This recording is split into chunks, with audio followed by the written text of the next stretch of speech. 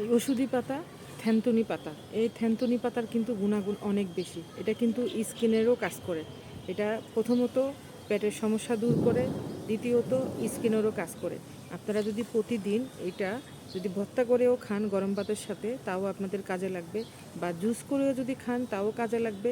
যদি সবজির মতো করে আলু দিয়ে কুচি করে ভাজি করে যদি খান সেটাও কাজে লাগবে। এটার কোনো সাইড এফেক্ট নাই।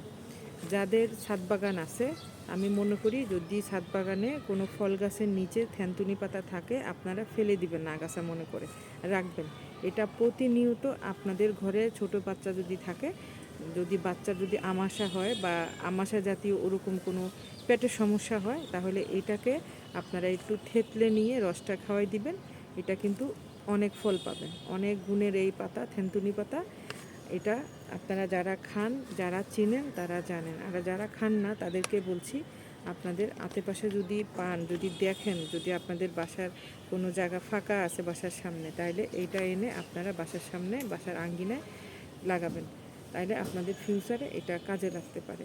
বাইরের যে গ্যাস্ট্রিকের ওষুধ কিনে খাওয়ার চাইতে, এই যে আমাশার ওষুধ কিনে খাওয়ার চাইতে, এই প্রাকৃতিক, এই যে আমাদের যে সম্পদ, প্রাকৃতিক সম্পদ, এগুলি যদি আমরা ওষুধি গুণাগুণের এই পাতা যদি আমরা খেতে পারি, বাইরের ওষুধের চাইতে আমাদের এটা অনেক কার্যকরী। তো আপনারা ট্রাই করবেন। আর আমার ভিডিওগুলি কেমন হয় আমাকে কমেন্ট করে জানাবেন, আমার জন্য দোয়া করবেন। আল্লাহ হাফেজ, আসসালামু আলাইকুম।